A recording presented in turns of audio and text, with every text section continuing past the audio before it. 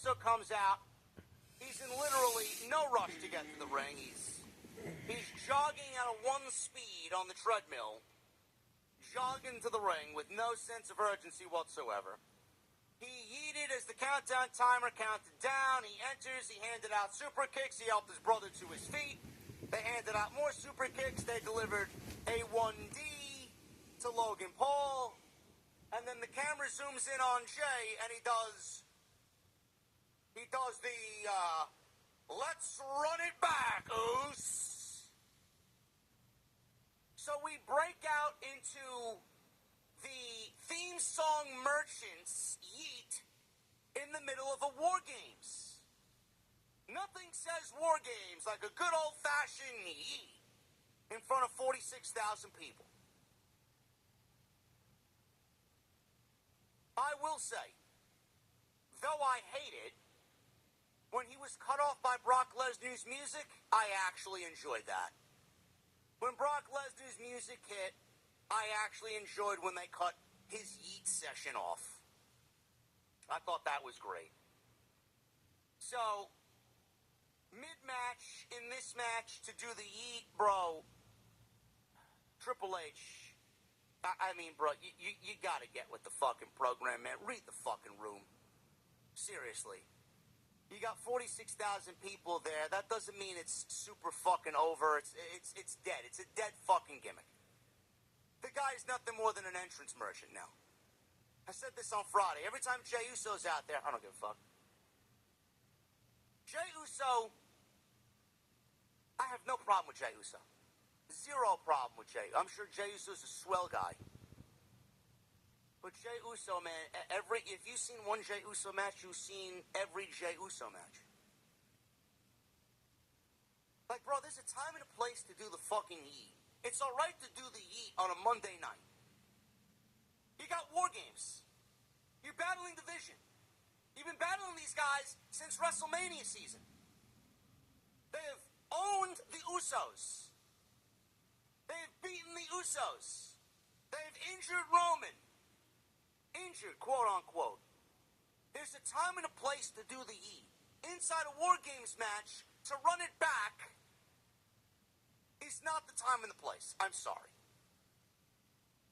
You got your yeet when you ran out there like you were fucking jogging on your way to the bodega to go pick up a fucking sausage, egg, and cheese because you were hungry after a binge night of drinking.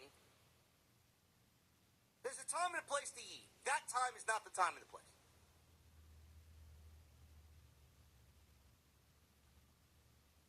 So Brock Lesnar cut him off. He entered with Paul Heyman.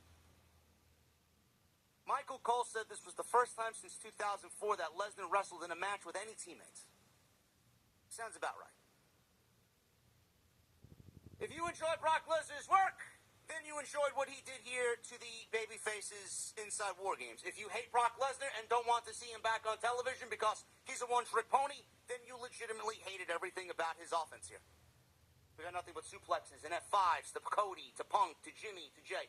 The guy was just handing out suplexes and F5s everywhere. So, I will say this. His offense is boring. Like, we've seen it. There's nothing new. He's not going to invent the fucking... He's not going to reinvent the wheel over here. Okay? But there's something about Lesnar being confined in a fucking cage like a great white. This is a spectacle.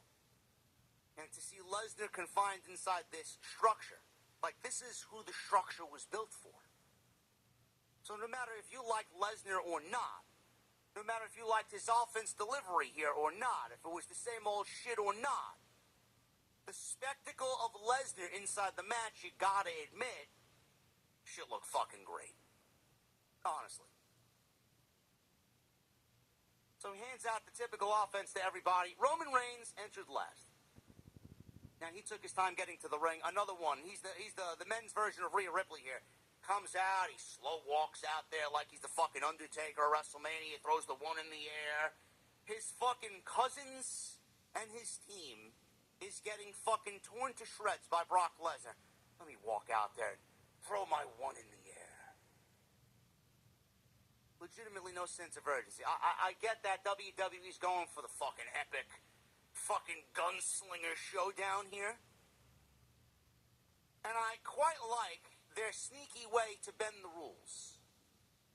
WWE, at the top of the show, gave you the rundown. If and when the match officially starts, if any member of the teams leave the ring, you forfeit the match for your team. The bell didn't ring yet. The match did not get officially started. Lesnar exited the cage while Roman Reigns was making his way down the aisle and stood on top of the steel steps. Lesnar met Reigns in the aisleway.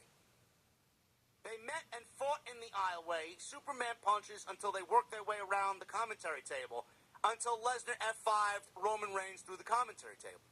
Sometimes all I think about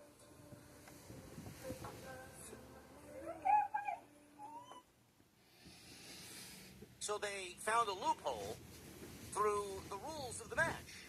And again, I quite like that. Whereas when we watched AEW's match, they had no rules about leaving the cage, and everybody abused the fucking rule. It was a free-for-all. The cage with a top in AEW is supposed to keep everybody confined while the referees keep the door locked. For some reason, everybody found their way outside the top of the cage, on top of the cage. They were fucking squeezing through the fucking Parisians through the cage. You had Tekla and Julia Hart on AEW Dynamite fucking squeeze through the cage to find their way on the outside. One company did too much, the other company did too little. There's no in between. I quite like when I am given a rule and someone bends it in a very sly and sneaky way. This was great. Whether you like Lesnar or not, that was great. So he got put through the table. Lesnar brought Reigns back into the ring. He hits another F5, and the match is officially started now. Hits another F5. Cody Rhodes broke up the cover. Punk gave Lesnar a GTS. Cody hits a crossroads. Logan Paul broke up the cover from Cody on Lesnar with a frog splash off the top rope. Heyman then handed Logan Paul brass knuckles, which, I mean, he could have brought them into the ring when he came in, but he opted for steel chairs. But then he slides over to the side of the cage and asks the wise man to give him his brass knuckles. So he's got the brass knuckles on. Logan knocked out Punk. He knocked out Jimmy. Reigns dropped him with a spear. Reigns put on the brass knuckles. He used them on Bronson Reed and Drew McIntyre. Breakker faced off with Reigns. Reigns speared Braun Breaker. Lesnar got Jay up in an F5. Roman Reigns speared him. And there was the Slim Jim table set up in the corner. And he sent both men, did Roman. He sent Lesnar and Jay through the corner table with a spear. Jay was just collateral damage. Breakker speared Jay and Cody Rhodes. Punk fought off Breakker and gave Logan Paul a GTS. Braun Breaker broke up the cover. All of a sudden, we see a mystery man climbing the cage. He finds his way inside the cage. He's got a black hood and a face mask on. You can't see who he is. He climbs the cage. He gets into the cage. He attacks CM Punk with a super kick. The masked man also then hits a curb stomp on CM Punk, and the crowd popped because they thought it could be Seth Rollins.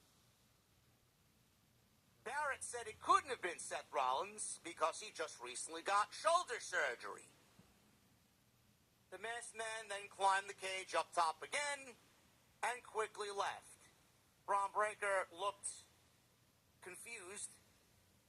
He then puts his straps back on because they were down. He then takes his straps off and then speared CM Punk. And WWE actually pinned the World Heavyweight Champion, CM Punk. And Braun Breaker got the win, which is the right call.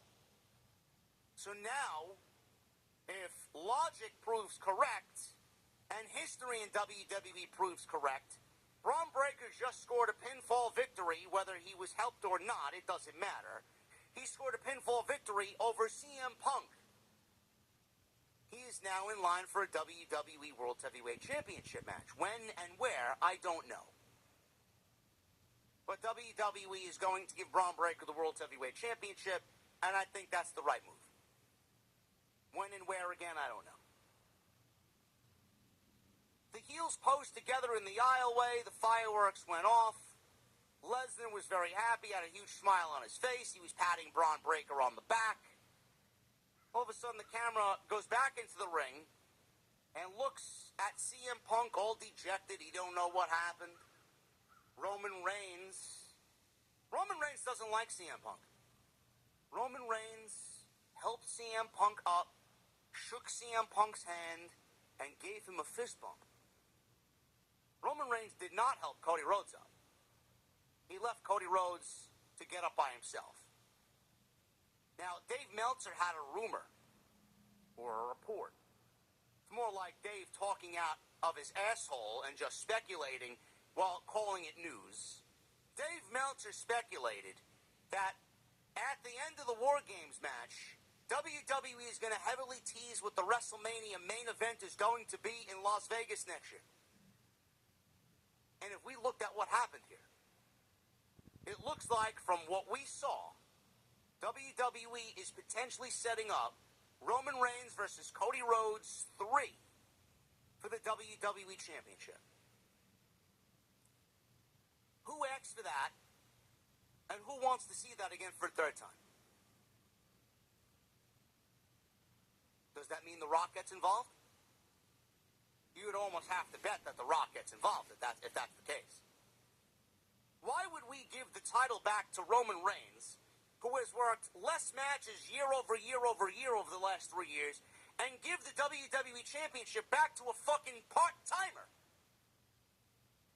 Unless Roman's going to work double or triple the amount of dates that he worked in the last 3 years, I don't see that as a viable option. Why would we go and do that? Because that's what we certainly got teased tonight.